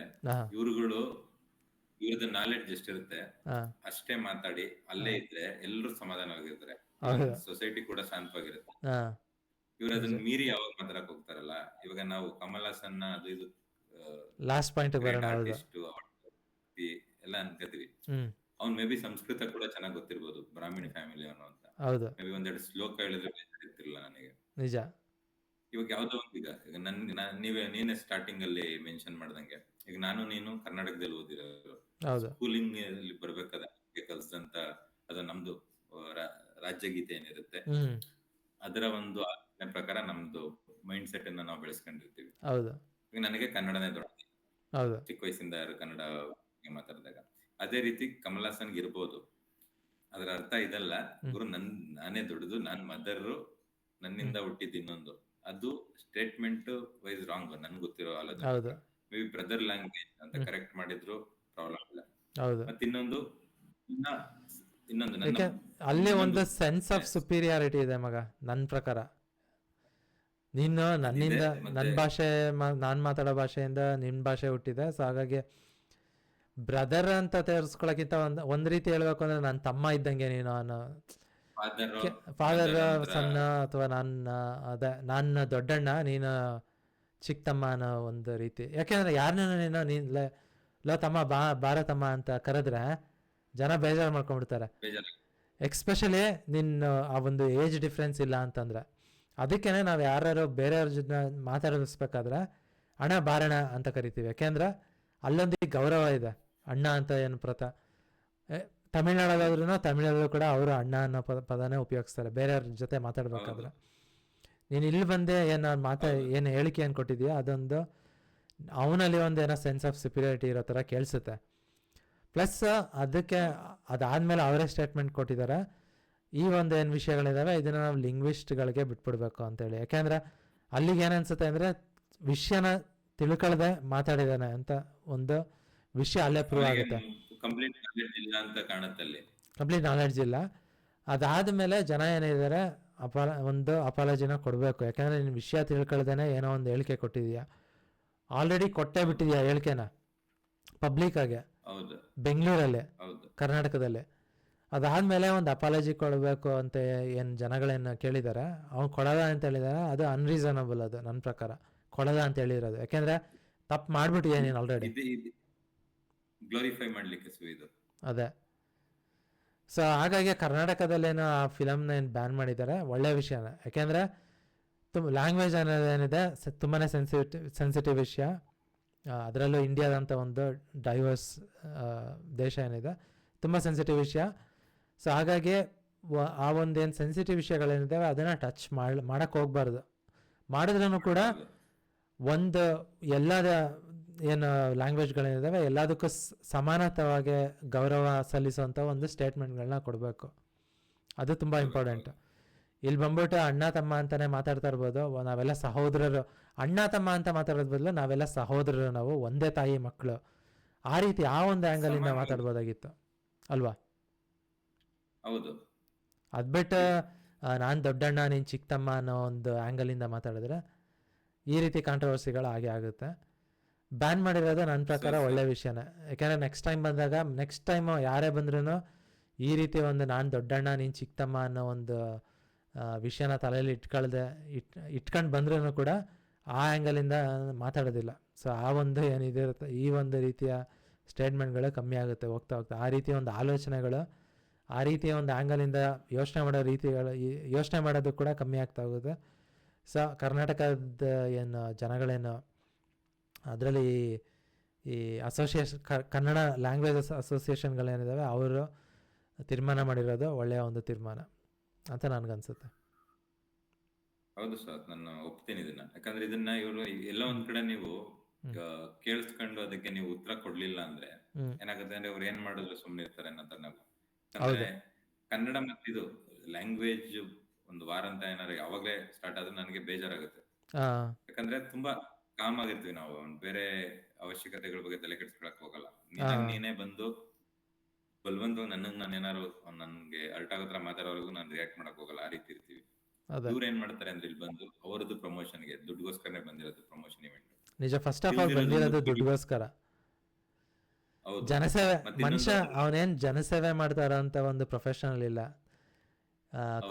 ಕೋಟಿ ಒಂದು ಮೂವಿಗೆ ಕೋಟ್ಯಾಂತರ ರೂಪಾಯಿ ದುಡ್ಡು ಚಾರ್ಜ್ ಮಾಡ್ತಾರೆ, ದುಡ್ಡು ಮಾಡ್ಕೊಳಕ್ಕೆ ಬಂದಿರೋದು, ಫಿಲಮ್ನ ಓಡ್ಸಕ್ಕೆ ಬಂದಿರೋಂಥ ಮನುಷ್ಯ. ಅವನೇ ಪ್ರೊಡ್ಯೂಸರ್ ಕೂಡ ಇರ್ಬೇಕಿದ್ದಲ್ಲಿ, ಪಾರ್ಟ್ ಪ್ರೊಡ್ಯೂಸರ್ ಬಂದಿದ್ದೆ. ಪಾರ್ಟ್ ಪ್ರೊಡ್ಯೂಸರ್ ಅಲ್ಲದೆ ಹೋದ್ರೂ ಅವ್ರಿಗೆ ಏನು ಈ ಎಕನಾಮಿಕ್ ಇದಿರುತ್ತೆ, ದುಡ್ಡೆಷ್ಟು ಜಾಸ್ತಿ ಮಾಡ್ತಾರೆ ಅದರಲ್ಲೂ ಶೇರ್ ಹೋಗುತ್ತೆ, ಪ್ರಾಫಿಟ್ ಶೇರ್. ಆ ರೀತಿ ಪ್ರಾಫಿಟ್ ಶೇರಿಂಗ್ ಮೆಕ್ಯಾನಿಸಮ್ ಏನೋ ಇರುತ್ತೆ. ಸೊ ಹಾಗಾಗಿ ಬಂದಿರೋದು ದುಡ್ಡುಗೋಸ್ಕರ. ಸೋನು ನಿಗಮ ಇರ್ಬೋದು, ಕಮಲ್ ಹಾಸನ್ ಇರ್ಬೋದು, ಬಂದಿರೋದು ದುಡ್ಡುಗೋಸ್ಕರ. ದುಡ್ಡು ಮಾಡ್ಕೊಳ್ಳಿ ಹೋಗಿ. ಅದು ಬಿಟ್ಟು ನೀವು ನಾನು ದೇಶದ ಬಗ್ಗೆ ನಂಗೆ ತುಂಬ ಕಾಳಜಿ ಇದೆ, ನಿಮ್ಗೆ ಯಾರಿಗೂ ಇಲ್ಲ, ನನಗೆ ಅದೇ ಭಾಷೆಗಳ ಮೇಲೆ ತುಂಬ ಕಾಳಜಿ ಇದೆ, ನಿಮ್ಗೆ ಯಾರಿಗೂ ಇಲ್ಲ ಅನ್ನೋಂಥ ಒಂದು ಆ್ಯಂಗಲಿಂದ ಮಾತಾಡೋ ಅವಶ್ಯಕತೆ ಇಲ್ಲ. ದುಡ್ಡು ಮಾಡಕ್ಕೆ ಬಂದಿದ್ದೀರಾ, ದುಡ್ಡು ಮಾಡ್ಕೊಳ್ಳಿ, ಹೋಗ್ತಾರೆ ಅಷ್ಟೇ. ಇನ್ನೊಂದು ಶ್ವಾಸ ಅದನ್ನೇ ಇವನು ಶಿವರಾಜ್ ಕುಮಾರ್ ಅವ್ರನ್ನ ಸಂಬೋಧನೆ ಮಾಡ್ತಾ ಏನೋ ಉಪಯೋಗಿಸಿದ್ದಾನೆ ಈ ಪದ ಅಂತ. ಹಾಂ ಅದು ಕಂಟಿನ್ಯೂಟಿಗೆ ಏನೋ ಹೇಳಿದ್ದಾನೆ ಅಂದ್ರೆ ನನ್ಗೆ ಹೇಳ್ತಿರೋದು ಇದು ಅವಶ್ಯಕತೆ ಇಲ್ಲ. ನೀನು ರಾಜ್ಕುಮಾರ್ ಬಗ್ಗೆ ಮಾತಾಡಿ ಎಲ್ರಿಗೂ ಗೊತ್ತು, ಹಾಂ ಅವ್ರ ಹೆಸರು ಕೇಳಿದ್ರೆ ಎಲ್ರು ಖುಷಿ ಪಡ್ತಾರೆ. ಹೌದು. ಹೋಗ್ಬೇಕಿತ್ತು ಇಂಡಸ್ಟ್ರಿನ ಅಷ್ಟಕ್ಕೆ ಮಾತ್ರ ಇಟ್ರಿ. ಹ್ಞೂ ಈಗ ಕಮಲ್ ಹಾಸನ್ ಎಲ್ಲ ಒಂದ್ ಕಡೆ ನನ್ಗನ್ಸಿದ್ದು ಎಲ್ಲ ಒಂದು ಪೊಲಿಟಿಕಲ್ ಆಂಗಲ್ ಅಲ್ಲಿ ಬೇಕು ಅಂತಾನೆ ಇದನ್ನ ಕೆದಕಿದ್ದಾರೆ ಅನ್ಸುತ್ತೆ. ಇದು ಇರ್ಬೋದು. ಯಾವಾಗ ಒಂದು ನೋಟಿಸ್ ಆಗ್ಬೇಕು, ಇಲ್ಲಿ ಕರ್ನಾಟಕದವರಿಂದ ಅಲ್ಲ, ತಮಿಳ್ನಾಡಲ್ಲಿ ಹೌದೌದು. ಮೂವಿಗೋಸ್ಕರ ಬಂದಿದ್ರು, ಅದು ದೊಡ್ಡ ಸೈಡ್ ನಡೀತು. ಹಾಂ ಇನ್ನೊಂದ್ ಸೈಡ್ ಪ್ರಯತ್ನ ಮಾಡಿದ್ರೆ ಕಮಲ್ ಹಾಸನ್ ಅನ್ಸುತ್ತೆ. ನಿಜ ಯಾಕಂದ್ರೆ ಇದ್ರೆ ಇದೊಂದು ಇರ್ಬೋದು. ಪ್ರವೋಕ್ ಮಾಡಾಗ ಅಲ್ಲೇ ಅಲ್ಲಿ ಚೆನ್ನಾಗಿ ಈಗ ತಮಿಳ್ನಾಡಲ್ಲಿ ಚೆನ್ನಾಗಿ ಓಡ್ಬೋದು ಆ ಮೂವಿ, ಒಂದೇನಿದೆ ಹೌದು. ಮೂವಿ ಅದು. ಇವನು ನಮ್ಮ ಲ್ಯಾಂಗ್ವೇಜ್ಗೋಸ್ಕರ ರೈಸ್ ಮಾಡ್ತಿದ್ದಾನೆ ಅಂತ ಹೌದು ಸಿಂಪತಿ ಸಿಗುತ್ತೆ. ಮತ್ತೆ ಇವ್ರಿಗೆ ಏನೋ ಸೀಟ್ ಕೊಡೋ ಚಾನ್ಸ್ ಇದೆ. ಈಗ DMK ಅವರು ಹೆಸರು, ಹೌದು DMK ಪಾರ್ಟಿಯಿಂದಾನೆ ಅನ್ಸುತ್ತೆ. ಹೌದೌದು. ಅದೇ ಅದನ್ನ ನಾನು ಹೇಳ್ತಿರೋದು, ನಿಮ್ಮ own ಬೇಳೆ language ಬೇಯಿಸ್ಕೊಳಕ್ ನಿಮ್ಮ ಬಂದಿರ್ತೀರಾ, ನಮ್ಮಲ್ಲಿ ಬಂದು ಬೆಂಕಿ ಇಡಬೇಡಿ ಅಂತ ನಾನು ಹೇಳ್ತೀನಿ. ಅದೇ ಅದೇ ನಿಜ. ಎಲ್ಲರೂ ನಾನು ಎಕ್ಸ್ಪೆಕ್ಟ್ ಮಾಡ್ತಿರೋ ಸುಹಾಸ್, ನಿಮ್ಗೆ ಇದನ್ನ ಒಂದು ಸುಸಜ್ಜಿತವಾಗಿ ಏನ್ ನನ್ನ ಸೊಲ್ಯೂಷನ್ ಕೇಳಿದ್ರೆ ಸಿಂಪಲ್, ಇವನು ಕಂಪ್ಲೀಟ್ ನಾಲೆಜ್ ಇಟ್ಕೊಂಡು ಮಾತಾಡಿಲ್ಲ ಅದನ್ನ. ಸೊ ಒಂದು ಸಾರಿ ಕೇಳಿ ಇವಾಗ. ಹೌದು. ಆಮೇಲೆ ನೀವು ಲ್ಯಾಂಗ್ವೇಜ್ ಎಕ್ಸ್ಪರ್ಟ್ಸ್ ಏನ್ ಅನಲೈಸ್ ಮಾಡಿ ಹೇಳ್ತಾರಲ್ಲ, ಯಾವ್ದು ಹಳೇದು ಅಥವಾ ಎರಡು ಒಟ್ಟಿಗೆ ಬೆಳೆದವು ಅಂತ ಕನ್ಫರ್ಮ್ ಆದ್ಮೇಲೆ ವಾಪಸ್ ತಗೊಳ್ಳಿ ಅದನ್ನ. ಇವಾಗ ಮಾತು ಹೇಳ್ಬಿಟ್ಟಿದಂತಾನೆ ಗೊತ್ತಿಲ್ದಿರೋ ತಪ್ಪು ತಾನೆ ಅದು, ಆ ತಪ್ಪು ಸಾರಿ ಕೇಳಿ. ಆ ತಪ್ಪು ಹೇಳಿದೀನಿ ಅನ್ನೋದು ಕೂಡ ಗೊತ್ತಾಗಿದೆ. ಯಾಕೆಂದ್ರೆ ಈ ವಿಷಯಗಳನ್ನ ಲಿಂಗ್ವಿಸ್ಟಿಕ್ ಬಿಟ್ಬಿಡೋಣ ಅಂತ ಹೇಳಿದಾಗ್ಲೇ ಗೊತ್ತಾಗುತ್ತೆ ಆ ಮನುಷ್ಯಂಗೆ ಅರ್ಥ ಆಗಿದೆ ತಪ್ಪು ಮಾತಾಡಿದ್ದೀನಿ ನಾನು ಅಂತೇಳಿ. ಯಾಕೆಂದರೆ ನನಗೆ ಗೊತ್ತಿರೋ ಪ್ರಕಾರ ಯಾವುದೋ ಒಂದು ಪ್ರೋಟೋ ದ್ರಾವಿಡಿಯನ್ ಲ್ಯಾಂಗ್ವೇಜ್ ಇತ್ತು, ಅಲ್ಲಿಂದ ಏನು ನಮ್ಮ ದ್ರಾವಿಡಿಯನ್ ಲ್ಯಾಂಗ್ವೇಜ್ಗಳು ಒಂದಷ್ಟೇನಿದ್ದಾವೆ ಅವೆಲ್ಲ ಬ್ರಾಂಚ್ ಔಟ್ ಆಯಿತು ಅಂತ ಹೇಳಿದ್ದಾರೆ. ಸೊ ಹಾಗಾಗಿ ಆ ಒಂದು ಪ್ರೋಟೋ ದ್ರಾವಿಡಿಯನ್ ಲ್ಯಾಂಗ್ವೇಜಿಂದ ನನ್ನ ಲ್ಯಾಂಗ್ವೇಜ್ ಕೂಡ ಬಂತು, ತಮಿಳ್ ಕೂಡ ಬಂತು, ನಿಮ್ಮ ಲ್ಯಾಂಗ್ವೇಜ್ ಏನಿದೆ ಕನ್ನಡ ಕೂಡ ಬಂದಿದೆ. ಸೊ ಹಾಗಾಗಿ ನಾವೆಲ್ಲ ಸಹೋದರರು ಆ ಒಂದು ಆ್ಯಂಗಲಿಂದ ಮಾತಾಡಿದರೆ ಚೆನ್ನಾಗಿರ್ತಿತ್ತು. ಈ ಒಂದು ವಿಷಯಗಳನ್ನ ಮಾತಾಡೋ ಅವಶ್ಯಕತೆನೇ ಇರಲಿಲ್ಲ. ಸುಮ್ಮನೆ ಬಂದೆ ನಂದು ಅದೇ ನನ್ನ ಪಾಯಿಂಟ್ ಕೂಡ ದುಡ್ಡು ಮಾಡಕ್ ಬಂದಿದ್ಯಾ ಗುರು ಇಲ್ಲಿ. ಇಲ್ಲ ಸುಹಾಸ್, ನಂಗೆ ಇನ್ನೊಂದು, ನೀನು ಈ ಕಾಕತಾಳಿ ಅಂತ ಗೊತ್ತಾ? ಇವಾಗ ಮೊನ್ನೆ ಯುದ್ಧ ಆದ್ಮೇಲೆ ಸೋನು ನಿಗಮ್ ಒಂದು ಕನ್ನಡ ವಾರ ಅಂತ ನಡೀತು. ಅದಕ್ಕೆ ಮಿನಿಟ್ ನಲ್ಲೇ ಇನ್ನೊಂದಷ್ಟು ನಡೀತಿತ್ತು ಈಗ ಲ್ಯಾಂಗ್ವೇಜ್ ಸ್ಪೆಸಿಫಿಕಲಿ. ಅಂದ್ರೆ ಸ್ವಲ್ಪ ಇದು ಹಳೆ ವಿಷಯ ಅಲ್ಲ, ಇದು ಇವಾಗ ಇನ್ನು ಬಿಸಿಯಲ್ಲಿರುವಂತ ವಿಷಯ. ಹೌದು, ನನಗನ್ಸಿರೋದು ಕಮಲ್ ಹಾಸನ್ ಅದರದ್ದು ಒಂದು ಅಡ್ವಾಂಟೇಜ್ ತಗೊಂಡಿದ್ದಾರೆ ಇಲ್ಲಿ ಅಂತ. ಅದು ಬಿಟ್ಟು ನನ್ಗೆ ಬೇರೆ ಏನು ಕಾಣಿಸ್ತಾನೆ ಇಲ್ಲ. ನನ್ಗೆ ಬೇರೆ ಒಂದೇ ಒಂದು ರೀಸನ್ ಕನ್ವಿನ್ಸ್ ಮಾಡಿದ್ರೆ ನನಗೆ, ನನ್ನ ಒಂದು ನಾಲೆಡ್ಜ್ ಮಟ್ಟದಲ್ಲಿ ನನಗೆ ಇದ್ಬಿಟ್ಟು ಬೇರೆ ಏನು ಕಾಣಿಸ್ತಿಲ್ಲ. ಮತ್ತೆ ಇದರಿಂದ ಬೇರೆ ರೀತಿ ನೆಗೆಟಿವ್ ಇಂಪ್ಯಾಕ್ಟ್ ಎಲ್ಲ ಆಗುತ್ತೆ ಗೊತ್ತಾ? ನಮ್ಮ ಸ್ವಲ್ಪ ಹೆಸರು ಮಾಡಿರುವಂತ ಆಕ್ಟರ್ಗಳು ಬೇರೆ ಲ್ಯಾಂಗ್ವೇಜ್ಗೆ ಅಂತ ವರ್ಕ್ ಮಾಡಿದಾಗ, ಮತ್ತೆ ಅಕಸ್ಮಾತ್ ತಮಿಳಲ್ಲಿ ಯಾವ್ದೋ ವರ್ಕ್ ಮಾಡ್ತಾರೆ ಅಂತ ಅಂದ್ರೆ ಅಲ್ಲಿ ತುಂಬಾ ಕೀಳಾಗಿ ನೋಡ್ತಾರೆ ಇವ್ರನ್ನ. ಹೌದು, ಅಥವಾ ಇವ್ರಿಗೆ ಅದೊಂದು ವರ್ಕ್ ಎನ್ವೈರನ್ಮೆಂಟ್ ಕಂಫರ್ಟಬಲ್ ಆಗಿರಲ್ಲ. ಅಗೇನ್ ಅದ್ ಹೇಳಿದ್ವಾ, ಇನ್ಕ್ಲೂಷನ್ ಡೈವರ್ಸಿಟಿ ಇಶ್ಯೂ ಕ್ರಿಯೇಟ್ ಆಗುತ್ತಲ್ಲಿ. ನನ್ನ ಲ್ಯಾಂಗ್ವೇಜ್ ದೊಡ್ಡದು, ನೀನೇ ಇಲ್ಲಿ ಕೆಲಸ ಮಾಡ್ಲಿಕ್ಕೆ, ಅಥವಾ ಇವನು ನಿಜವಾಗ್ಲೂ ಇವನ್ಗೆ ಟ್ಯಾಲೆಂಟ್ ತೋರಿಸ್ಕೊಳ್ಳೋಂತ ಒಂದು ಕ್ಯಾರೆಕ್ಟರ್ ಇದ್ರು ಮಾಡ್ಲಿಕ್ಕೆ ಮನ್ಸಾಗದೆ ಇರ್ಬೋದು. ಹೌದೌದು, ಇವ್ರು ಈ ರೀತಿ ಸ್ಟಾರ್ಟ್ ಮಾಡೋದ್ರಿಂದ ತುಂಬಾ ವಾಣಿಜ್ಯವಾಗಿ ಕೂಡ ಸಣ್ಣ ಸಣ್ಣದಾಗಿ ಇಂಪ್ಯಾಕ್ಟ್ ಆದ್ರೂ ಇದು ಇಂಪ್ಯಾಕ್ಟ್ ಆಗುತ್ತಿದ್ದು. ಹೌದು, ಸಾಮಾನ್ಯ ಜನ ಇವ್ ದುಡ್ಡು ಬೇಕಾದಷ್ಟು ದುಡ್ಡಿಟ್ಟಿರೋ ಮನುಷ್ಯ ಒಂದು ಫಿಲಮ್ಗೆ ಕೋಟ್ಯಾಂತರ ರೂಪಾಯಿ ಕೋಟಿ ಸಂಪಾದನೆ ಮಾಡೋಂಥ ಮನುಷ್ಯ ಈ ರೀತಿ ಹೇಳಿಕೆ ಕೊಟ್ಟಿರೋದ್ರಿಂದ ತೊಂದರೆ ಯಾರಿಗಾಗುತ್ತೆ ಅಂದರೆ ಸಾಮಾನ್ಯ ಜನರಿಗೆ. ಸಾಮಾನ್ಯ ತಮಿಳ್ನಾಡಿಂದ ಬಂದು ಕರ್ನಾಟಕದಲ್ಲಿರೋಂಥ ಸಾಮಾನ್ಯರಿಗೆ, ಕರ್ನಾಟಕದಿಂದ ತಮಿಳ್ನಾಡಿಗೆ ಹೋಗಿ ಸಾಮಾನ್ಯವಾಗಿ ಬದುಕ್ತಿರೋಂಥ ಸಾಮಾನ್ಯ ಜನಗಳಿಗೆ ತೊಂದರೆ ಆಗುತ್ತೆ ಹೊರತು. ಸೆನ್ಸಿಟಿವ್ ವಿಷಯಗಳು ಮಾತಾಡ್ಬೇಕಾದ್ರೆ ತುಂಬ ಸೆನ್ಸಿಟಿವ್ ಆಗಿ ಮಾತಾಡಬೇಕು, ಕಲಿಬೇಕಿದನ್ನು ಜನಗಳು ನಿಜವಾಗ್ಲೂ. ಅದರಲ್ಲೂ ಈ ರೀತಿ ದುಡ್ಡು, ಪವರು, ಆಮೇಲೆ ಸೆಲೆಬ್ರಿಟಿ ಸ್ಟೇಟಸ್ ಇರೋವಂಥ ಜನಗಳು ಎಸ್ಪೆಷಲಿ. ಯಾಕೆಂದರೆ ಸೋನು ನಿಗಮ್ ಏನೋ ದೊಡ್ಡ ದೇಶದ ಬಗ್ಗೆ ಒಂದು ಕಾಳಜಿ ಇರೋ ಥರ ಮಾತಾಡಿರ್ಬೋದು. ಸೋನು ನಿಗಮ್ ಯಾವ ಬ್ರ್ಯಾಂಡ್ ಕಾರ್ ಇಟ್ಟಿದ್ದಾರೆ, ಯಾವ ಬ್ರ್ಯಾಂಡ್ ಬಟ್ಟೆ ಹಾಕ್ತಾರೆ, ಯಾವ ಬ್ರ್ಯಾಂಡ್ ವಾಚ್ ಹಾಕ್ತಾರೆ, ಯಾವ ಬ್ರ್ಯಾಂಡ್ ಶೂಸ್ ಹಾಕ್ತಾರೆ, ನನಗೆ ಗೊತ್ತಿಲ್ಲ. ನನಗೆ ಅಷ್ಟು ಇಂಟ್ರೆಸ್ಟ್ ಇಲ್ಲ ಆ ಮನುಷ್ಯನ ಮೇಲೆ. ಒಂದೊಂದೊಂದೊಂದೊಂದು ವಿಷಯಗಳನ್ನ ತೆಗೆದ್ರೆ ಗೊತ್ತಾಗ್ಬಿಡುತ್ತೆ. ಯಾಕೆಂದರೆ ಇಂಡಿಯಾದೇನು ಪ್ರಾಡಕ್ಟ್ಗಳೇನು ಉಪಯೋಗಿಸ್ತಾರೆ ತುಂಬಾ ಕಮ್ಮಿ ಅನ್ನೋದು ಗೊತ್ತಾಗ್ಬಿಡುತ್ತೆ. ಸೊ ನಿಜವಾಗ್ಲೂ ಆ ರೀತಿಯ ಒಂದು ಕಾಳಜಿ ಇದ್ದರೆ ಮೇಡ್ ಇನ್ ಇಂಡಿಯಾ ಪ್ರಾಡಕ್ಟ್ಸ್ಗಳನ್ನ ಕೊಂಡ್ಕೊ, ಮೇಡ್ ಇನ್ ಇಂಡಿಯಾ ಕಾರಲ್ಲಿ ಓಡಾಡು, ಆವಾಗ ನಿನ್ನ ದೇಶದ ಮೇಲೆ ಇರೋಂಥ ಕಾಳಜಿ ಗೊತ್ತಾಗುತ್ತೆ ಅಂತ. ಅಂದರೆ ನಂದು ಈ ವಿಷಯಗಳಿಗೆ ಹೋಗ್ಬಾರ್ದು. ಎಲ್ಲ ದುಡ್ಡೇ ದೊಡ್ಡಪ್ಪ ಅಂತ ಏನು ಹೇಳಿದ್ದಾರೆ, ನಮ್ಗೆ ಗೊತ್ತದು. ನೀವು ದುಡ್ಡು ಮಾಡೋಕ್ಕೆ ಬಂದಿದ್ದೀರಾ, ದುಡ್ಡು ಮಾಡ್ಕೊಳ್ಳಿ ಹೋಗಿ. ಈ ರೀತಿ ಏನೋ ನಾನು ನನ್ನ ಏನು ಮಾರಲ್ ಕಾಂಪಸ್ ಏನಿದೆ ಎಲ್ಲರಿಗಿಂತನೂ ದೊಡ್ಡದಾದಂಥ ಒಂದು ಮಾರಲ್ ಕಾಂಪಸ್ ಇದೆ ನನ್ನ ತಲೆಯಲ್ಲಿ ಅನ್ನೋ ರೀತಿ ಮಾತಾಡೋ ಅವಶ್ಯಕತೆ ಇಲ್ಲ. ಹೌದು, ತುಂಬಾ ಸಾಮಾಜಿಕ ಕಳಕಳಿ ಇರೋ ರೀತಿಲಿ ಒಂದು ಪಬ್ಲಿಕ್ ಸ್ಟೇಟ್ಮೆಂಟ್ಗಳು ಕೊಡೋದು, ಬಟ್ ಒಳಗಡೆ ಬೇರೆನೆ ಇರುತ್ತದು. ಅದು ನನಗೆ ಎರಡು ರೀತಿ ಇರೋದು ನನಗೆ ಇವನ್ ಕಮಲ್ ಹಾಸನ್ ಸರ್ ಅಲ್ಲೂ ಕಂಡಿದೆ. ಅದು ನನಗೆ ಕೋಪ ಬಂದಿದ್ದು. ಕಮಲ್ ಹಾಸನ್ ಅವ್ರಿಗೆ ಇವಾಗ ನೀವು ಮೆನ್ಷನ್ ಮಾಡಿದಾಗ ರೆಸ್ಪೆಕ್ಟ್ ಕೊಟ್ಟೆ ಮಾತಾಡ್ಬೇಕು ಅನ್ಸುತ್ತೆ. ಈಗ ನಮ್ದು ಈಟ್ ಆಫ್ ದಿ ಮೂಮೆಂಟ್ ಅಲ್ಲಿ ಅವ್ರನ್ನ ಸಂಬೋಧನೆ ಮಾಡ್ಬೇಕಾದ್ರೆ ಏಕವಚನದಲ್ಲೇ ಬರುತ್ತೆ, ಯಾಕಂದ್ರೆ ಅವ್ರು ರಿಯಾಕ್ಟ್ ಮಾಡೋ ರೀತಿ ಅಂತದ್ದು. ಈ ಒಂದು ಎತ್ತರದಲ್ಲಿ ಇದ್ದಾಗ ಮೀಡಿಯಾದವ್ರು ಎಕ್ಸ್ಪೆಕ್ಟ್ ಮಾಡಿದ್ದು ಒಂದು ಸಾರಿ, ಸಣ್ಣ ಬುದ್ಧಿ ತೋರಿಸಿದ್ರೆ ಸಾರಿಗೆ ಸಣ್ಣ ಬುದ್ಧಿ ತೋರಿಸಿದ್ರೆ ಹೌದು ದೊಡ್ಡ ವ್ಯಕ್ತಿ ಆಗಲ್ಲ, ನೀನು ಸಣ್ಣ ವ್ಯಕ್ತಿ ಆಗ್ಬಿಡ್ತೀಯ. ಸಣ್ಣ ವ್ಯಕ್ತಿ ಆದ್ಮೇಲೆ ನಿಮ್ಗೆ ಕಮಲ್ ಹಾಸನ್ ಸರ್ ಅನ್ನೋ ಒಂದು ಆ ರೀತಿ ಒಂದು ರೆಫರೆನ್ಸ್ ನನ್ನ ಬಾಯಿಂದ ಬರಲ್ಲ ಮಗ, ಅಷ್ಟೇ. ಇದು ಇನ್ನೊಂದು ಇದು ಹೊಸದಲ್ಲ ಇರೋದು ಕಮಲ್ ಹಾಸನ್ ಸರ್ದು ಈ ರೀತಿಯ ಒಂದು ಬಂಬಲ್ ಮಾಡಿ ಏನೋ ಒಂದು ಸ್ಟೇಟ್ಮೆಂಟ್ ಕ್ರಿಯೇಟ್ ಮಾಡಿರೋದು ಹಿಂದೆ ನಡೆದಿದ್ದಾವೆ. ಏನಾಗುತ್ತೆ ಅಂದ್ರೆ ಇವಾಗ ಹತ್ರದಲ್ಲಿ ಕೆಲವು ಚಿತ್ರಗಳು ಚೆನ್ನಾಗಿದ್ದವ್ರದ್ದು ಅಂತ ನಾನು ಹೊಗಳುತ್ತಿದ್ದೆ, ಕಮ್ ಬ್ಯಾಕ್ ಆಗಿದ್ದಾರೆ ಕಮಲ್ ಸರ್ ಅಂತ. ಇವಾಗ ನೋಡಿದ್ರೆ ಈ ಹಳೆ ಮಾಡಿರೋಂತ ಬಂಬಲ್ಗಳಿದಾವಲ್ಲ, ಇದೇ ತರ ಲ್ಯಾಂಗ್ವೇಜ್ ಬಗ್ಗೆ ಏನೋ ಮಾತಾಡಿರೋದು ಅಥವಾ ಇನ್ನೊಬ್ಬ ಕ್ಯಾರೆಕ್ಟರ್ ಬಗ್ಗೆ ಏನೋ ಅದನ್ನೆಲ್ಲ ಕೆದಕ್ಬೇಕು ಅನ್ಸುತ್ತೆ. ಇದು ಯಾರಿಂದ? ಇದು ಅಗೇನ್ ಕಮಲ್ ಅವಶ್ಯಕತೆ ಇಲ್ಲದೆ ಮಾತಾಡಿದಾಗ ನಾವು ಅವಶ್ಯಕತೆ ಇಲ್ಲದಿರೋ ಟಾಪಿಕ್ ಬಗ್ಗೆನೇ ಮಾತಾಡಕ್ ಹೋಗ್ತೀವಿ. ಹೌದೌದು. ಪ್ಲಸ್ ಇನ್ನೊಂದೇನು ಅಂದ್ರೆ ನೀನ್ ಹೇಳಿದೆ ಹೇಳಿಲ್ಲ ಕಮಲ್ ಹಾಸನ್ ಸರ್ ಅಂತ ಕರೆಯೋಂಥ ಅವಶ್ಯಕತೆ ಏನಿಲ್ಲ, ಯಾಕೆಂದ್ರೆ ಮನುಷ್ಯ ಬಂದು ಒಬ್ಬ ಫಿಲ್ಮ್ ಆ್ಯಕ್ಟರ್ ಅಷ್ಟೇ, ಏನು ಜನಸೇವಕ ಏನಲ್ಲ ಮನುಷ್ಯ ಅಲ್ವಾ. ಪ್ಲಸ್ ಇನ್ನೊಂದೇನು ಅಂದರೆ ನಾನು ಈ ಕಂಪ್ನಿಗಳಲ್ಲಿ ಕಾರ್ಪೊರೇಟಲ್ಲಿ ಕೆಲಸ ಮಾಡಿರೋದು ಮಗ. CEO-ನೇ ಹೆಸರಿಂದ ಕರಿತೀವಿ ನಾವು. ನನಗೆ ಸಂಬಳ ಕೊಡೋ ಅಂತ ನನ್ನ ಜೀವನ ನಡೀತಾ ಇರೋದೇನೆ CEO ಅಂದ, ನನ್ನ ಬಾಸಿಂದ ನಡೀತಾ ಇರೋದು. ಯಾಕೆಂದರೆ ನನ್ನನ್ನು ಇಂಟರ್ವ್ಯೂಯಿಂದ ತಗೊಂಡು ನನಗೆ ಸಂಬಳ ಕೊಡ್ತಾರಂಥ ಮನುಷ್ಯ. ಆ ಮನುಷ್ಯನ ಜೊತೆ ಮಾತಾಡ್ಬೇಕಾದ್ರೆ ನಾನು ಹೆಸರಿಂದನೇ ಕರೆಯೋದು, ಹೆಸರಿಂದನೇ ಮಾತಾಡ್ಸೋದು. ಅಂಥದ್ರಲ್ಲಿ ಕಮಲ್ ಹಾಸನ್ ಅಂತ ಕರೆದ್ರೆ ಅದರಲ್ಲಿ ಏನು ತಪ್ಪೇನಿಲ್ಲ. ಪ್ಲಸ್ ಡೈರೆಕ್ಟಾಗಿ ಕಮಲ್ ಹಾಸನ್ನು ನನಗಾಗಲಿ ನನ್ನ ಫ್ಯಾಮಿಲಿಗಾಗಲಿ ನನ್ನ ಕಮ್ಯುನಿಟಿಗಾಗಲಿ ಏನೂ ಮಾಡಿಲ್ಲ. ಸೊ ಹಾಗಾಗಿ ಕಮಲ್ ಹಾಸನ್ ಅಂತಲೇ ಕರೆಯೋದು. ಇದು ನ್ಯೂ ಕಾರ್ಪೊರೇಟ್ ಕಲ್ಚರ್ ಮಗ. ಇಂಡಿಯಾದಲ್ಲಿ ನಾವು ಕಾರ್ಪೊರೇಟ್ ಕಲ್ಚರಿಂದ ಬೆಳೆದಿರೋಂಥ ಮನುಷ್ಯ, ಅದು ನಮ್ಮನ್ನ ಉದ್ಧಾರ ಮಾಡಿರೋಂಥ ಕಲ್ಚರ್ ಅದು. ಸೊ ಆ ಕಲ್ಚರ್ನ ನಾನು ಉಪಯೋಗಿಸ್ತೇನೆ ಅಷ್ಟೇ. ಅದು ಸರಿ ಸುವಿ. ನಾನು ಹೇಳಿದ್ದು ಅದು ಕೊನೆಯಲ್ಲಿ ನಾನು ಹೇಳಿದಂತ ಒಂದು ಸ್ಟೇಟ್ಮೆಂಟ್ ಏನಕ್ಕೆ ಅಂದ್ರೆ ಅದೊಂದು ರೆಸ್ಪೆಕ್ಟ್ ವಯಸ್ಸಿಗೋಸ್ಕರನಾದ್ರೂ ಕೊಡ್ತೀವಿ ನಾವು ನಮ್ಮ ಇಂಡಿಯನ್ ಕಲ್ಚರ್ ಇಂದ. ಅದನ್ನ ಕೂಡ ಈ ರೀತಿ ಒಂದು ಮಾತುಕತೆಗಳನ್ನ ಮಾಡಿ ಅದು ಕಳ್ಕಂತಾರೆ ಅಂತ. ನಮ್ಗದು ಏನು ಕಾಣಿಸ್ತಿಲ್ಲ. ಎಷ್ಟೋ ಒಬ್ಬ ವ್ಯಕ್ತಿ ಮಾತಾಡಿರೋ ಒಂದು ಸ್ಟೇಟ್ಮೆಂಟ್ ಮಾತ್ರ ನಮ್ಗೆ ಕಾಣಿಸ್ತಿದೆ, ಯಾರು ಅನ್ನೋದಕ್ಕಿಂತ. ಮತ್ತೆ ಅದೇನು ತಾಳ್ಮೆ ಇಲ್ದಿರೋಂಥ ವ್ಯಕ್ತಿ ಕೂಡ ಅನಿಸ್ತಾ ಇದೆ ನನಗೆ. ಯಾಕೆಂದ್ರೆ ತಾಳ್ಮೆ ಇಲ್ದಿರೋ ವ್ಯಕ್ತಿ, ವಿವೇಕ ಇಲ್ದಿರೋ ಅಂತ ವ್ಯಕ್ತಿ. ಯಾಕೆಂದ್ರೆ ಇಷ್ಟು ಜನ ಕೇಳಿದ್ದಾರೆ ಒಂದು ಅಪಾಲಜಿ ಕೊಡಬೇಕು ಅಂತೇಳಿ, ಅದಾದ್ಮೇಲೆ ಇಷ್ಟು ಜನಕ್ಕೆ ನೋವಾಗಿದೆ ಅಂತ ಗೊತ್ತಾದ್ಮೇಲೂ ಕೂಡ ಇಲ್ಲ ನಾನು ಕೊಡೋದಿಲ್ಲ, ನಾನು ಇದೇ ರೀತಿ ಅಂತ ಏನೋ ಒಂದು ಚೈಲ್ಡಿಶ್, ನಿಜವಾಗ್ಲೂ ಒಂದು ಚೈಲ್ಡಿಶ್ನೆಸ್ ಕಾಣಿಸುತ್ತೆ. ಅವರ ಇಂಟ್ರೆಸ್ಟ್ಗೂ ಹಾರ್ಮ್ ಮಾಡುತ್ತೆ. ಹೌದೌದು. ನಾವು ಆ ಪಾಯಿಂಟ್ಗೆ ನನಗೆ ಹೋಗ್ಲಿಕ್ಕೆ ಇಷ್ಟ ಇಲ್ಲ.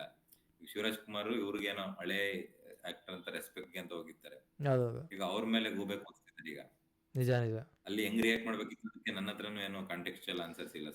ಒಬ್ಬ ಗೆಸ್ಟ್ ಆಗಿ ಬಂದ್ಬಿಟ್ಟಿದ್ದಾನೆ. ರಾಜ್ಕುಮಾರ್ ಅಂತ ಮಹಾ ವ್ಯಕ್ತಿಯ ಮಗ ಆಗಿರೋ ಶಿವರಾಜ್ ಕುಮಾರ್ ಅವರು, ಅವ್ರಿಗೆ ಯಾವ ಒಂದು ಜಾಗದಲ್ಲಿ ಯಾವ ರೀತಿ ನಡ್ಕೊಬೇಕು ಅನ್ನೋದು ಗೊತ್ತಿರುತ್ತೆ. ಅವ್ರಿಗೆ ಸತ್ಯ ಗೊತ್ತಿದ್ರು ಅದು ಮಾತಾಡೋಂಥ ಸ್ಟೇಜ್ ಅಲ್ಲ, ಅದಕ್ಕೆ ಸುಮ್ಮನಾಗಿರ್ತಾರೆ. ತುಂಬಾನೇ ಏನಾದ್ರು ಮಾಡಿದ್ರೆ ದಂಗೆ ಅಂದ್ರೆ ಗಲಾಟೆ ಅವ್ರ ಪಾಯಿಂಟ್ ಔಟ್ ಆಗಿರ್ತಿತ್ತು. ಅವ್ರು ಏನಾದ್ರು ರಿಯಾಕ್ಟ್ ಮಾಡಿದ್ರೆ ಅದು ಒಂದು ಪಾಯಿಂಟ್ ಆಫ್ ಸ್ಮಾಲ್ ಪಾಯಿಂಟ್ ಇದೆ ಅಷ್ಟೇ. ಹೌದು, ನಿಜ. ಸೊ ಹಾಗಾಗಿ ಮಾತಾಡಲಿಲ್ಲ, ಆ ಒಂದು ಮಾತಾಡೋಂಥ ಸ್ಟೇಜ್ ಅಲ್ಲ. ಸೊ ಹಾಗಾಗಿ ಅವ್ರು ಏನು ಮಾತಾಡಲಿಲ್ಲ ಅಲ್ಲಿ, ಒಳ್ಳೇದು. ಅವ್ರು ಏನು ಮಾಡಿದ್ರು ಅದೇನೇ ತುಂಬಾ ಒಂದು ಒಳ್ಳೆ ಕೆಲಸ ಮಾಡಿದ್ರು ಅಂತ ನನಗನ್ಸುತ್ತೆ. ತಪ್ಪಿರೋದೆಲ್ಲ ಏನು ಕಮಲ್ ಹಾಸನ್ ಏನಿದ್ದಾರೆ ಅವರ ಕಡೆಯಲ್ಲಿ ತಪ್ಪಿದೆ. ಮಾತಾಡೋಂಥ ಅವಶ್ಯಕತೆ ಇರಲಿಲ್ಲ, ಮಾತಾಡಿದ್ದಾರೆ ಅಷ್ಟೇ. ಅಪಾಲಜಿ ಕೊಡಬೇಕಾಗಿತ್ತು, ಕೊಟ್ಟಿಲ್ಲ. ಸೊ ಹಾಗಾಗಿ ಏನು ಇದು ಫಿಲಮ್ ಬ್ಯಾನ್ ಆಗ್ತಾ ಇದೆ ಕರ್ನಾಟಕದಲ್ಲಿ, ಒಳ್ಳೇದೇ ಆಯಿತು ಅಷ್ಟೇ. ಓಕೆ ಟೈಮ್ ಆಗ್ತಾ ಇದೆ. ಸೊ ಹಾಗಾಗಿ ಈ ಒಂದು ಏನು ವಿಡಿಯೋ ಇದೆ ಇದನ್ನು ಇಲ್ಲಿಗೆ ಮುಕ್ತಾಯ ಮಾಡಬೇಕು ಅಂತ ಅನ್ಕೊತೀವಿ. ಸೊ ನಾವು ಈ ರೀತಿ ಒಂದಷ್ಟು ಏನು ವಿಷಯಗಳೇನಿದ್ದಾವೆ, ಒಂದು ಸೆನ್ಸಿಟಿವ್ ಆಗಿ ಈ ವಿಷಯಗಳನ್ನ ನಾವು ಡಿಸ್ಕಸ್ ಲಾಜಿಕಲ್ ಆಗಿ ಡಿಸ್ಕಸ್ ಮಾಡೋಣ ಅಂತ ಮಾಡ್ತಾಯಿದ್ದೀವಿ. ನಾವು ಕೂಡ ಒಂದಷ್ಟು ತಪ್ಪು ಮಾತಾಡ್ಬೋದು, ಯಾಕೆಂದರೆ ನಮ್ಮಲ್ಲೂ ಕೂಡ ಆಗಲೇ ಹರೀಶ್ ಮಾತಾಡಿದ ರೀತಿ ನಾವು ಕರ್ನಾಟಕದಲ್ಲಿ ಕನ್ನಡ ಒಂದು ಒಳ್ಳೆಯ ಭಾಷೆ, ಒಂದು ತುಂಬ ಹಳೆಯ ಭಾಷೆ, ಒಂದು ಸಾಕಷ್ಟು ಕ್ಲಾಸಿಕಲ್ ಲ್ಯಾಂಗ್ವೇಜ್ ಅಂತ ಕೂಡ ಕರೀತಾರೆ ಕನ್ನಡನ. ಸೊ ಈ ಒಂದು ವಿಷಯಗಳನ್ನ ಚಿಕ್ಕ ವಯಸ್ಸಿಂದ ಕಲಿತಾ ಇರೋದ್ರಿಂದ ನಾವೂ ಕನ್ನಡ ಒಂದು ಮೇಲು ಅನ್ನೋ ಒಂದು ಪರ್ಸ್ಪೆಕ್ಟಿವಿಂದ ಬಿಡ್ಬೋದು. ಸೊ ಹಾಗಾಗಿ ನಾವು ಒಂದಷ್ಟು ವಿಷಯಗಳು ಏನು ಮಾತಾಡ್ತಾ ಇದೀವಿ ಅದು ತಪ್ಪಿರ್ಬೋದು. ನಿಮ್ಗೇನಾದರೂ ಆ ರೀತಿ ತಪ್ಪಿದೆ ಅಂತ ಅನ್ಸಿದ್ರೆ ಖಂಡಿತವಾಗ್ಲೂ ಕಮೆಂಟ್ ಮೂಲಕ ತಿಳಿಸ್ಕೊಡಿ. ಇನ್ನೊಂದು ವಿಷಯ ಏನು ಅಂದರೆ, ಈ ಒಂದು ಏನು ಪ್ಲ್ಯಾಟ್ಫಾರ್ಮ್ ಏನಿದೆ ಇದನ್ನು ನಾನು ಬರೀ ನಾನು ಮತ್ತು ನನ್ನ ಸ್ನೇಹಿತರು ಅಲ್ಲದೆ ಯಾರೇ ಇರ್ಬೋದು, ಏನಾದರೂ ನಿಮಗೆ ಏನಾದರೂ ಬಂದು ಈ ಒಂದು ಪ್ಲ್ಯಾಟ್ಫಾರ್ಮಲ್ಲಿ ಮಾತಾಡಬೇಕು ಅಂತ ಏನಾದರೂ ಇಂಟ್ರೆಸ್ಟ್ ಇದ್ದಲ್ಲಿ ಖಂಡಿತವಾಗ್ಲೂ ಕಮೆಂಟ್ ಮೂಲಕ ತಿಳಿಸ್ಕೊಡಿ. ನಿಮಗೂ ಕೂಡ ಈ ಒಂದು ಪ್ಲ್ಯಾಟ್ಫಾರ್ಮ್ ಇದೆ, ಇದರಲ್ಲಿ ಮಾತಾಡೋಂಥ ಅವಕಾಶವನ್ನು ಕೊಡಬೇಕು ಅಂತ ಅನ್ಕೊತೀನಿ. ಮತ್ತು ಬೇರೆ ಏನೇ ಒಂದು ವಿಷಯಗಳಿರ್ಬೋದು, ಏನೇ ಒಂದು ಬೇರೆ ಒಂದು ವಿಷಯಗಳ ಬಗ್ಗೆ ನಾವೇನಾದರೂ ಚರ್ಚೆ ಮಾಡಬೇಕು ಅಂತ ನಿಮ್ಗೇನಾದರೂ ಮನಸ್ಸಲ್ಲಿ ಇದ್ದಲ್ಲಿ ಖಂಡಿತವಾಗ್ಲೂ ಕಮೆಂಟ್ ಮೂಲಕ ತಿಳಿಸ್ಕೊಡಿ ಅಂತ ಹೇಳೋಕ್ಕೆ ಇಷ್ಟಪಡ್ತೀನಿ. ಹರೀಶ್, ನೀವೇನಾದರೂ ಕೊನೆಯದಾಗಿ ಏನಾದರೂ ಹೇಳಬೇಕು ಅಂತ ಇದೆಯಾ ನಿಮ್ಮ? ವೀಕ್ಷಕರೇ, ನಮ್ಮ ಪ್ರಯತ್ನ ಇದು. ನಿಮಗೆ ಇಷ್ಟ ಆದಲ್ಲಿ ನಿಮ್ಮ ಸಜೆಷನ್ಸ್ ಕೂಡ ಕೊಡ್ಬೋದು ಮತ್ತು ನೀವು ಕೂಡ ಭಾಗಿಯಾಗ್ಬೋದು ನಮ್ಮ ಚರ್ಚೆಯಲ್ಲಿ. ಹೆಂಗೆ ಏನು ಅಂತ ನಾವು ತಿಳಿಸ್ಕೊಡ್ತೀವಿ. ನಿಮ್ಮ ಇಂಟ್ರೆಸ್ಟ್ ತೋರಿಸಿ ಮತ್ತೆ ನಮಗೆ ಸಹಕಾರ ತೋರಿಸಿ ಎನ್ಕರೇಜ್ ಮಾಡಿ. ಸೊ ವಿಲ್ ಬ್ರಿಂಗ್ ಅಪ್ ಇನ್ನು ಉತ್ತಮವಾದ ಹೊಸ ಚರ್ಚೆನ ಒಟ್ಟಿಗೆ ಬರ್ತೀವಿ. ಧನ್ಯವಾದಗಳು.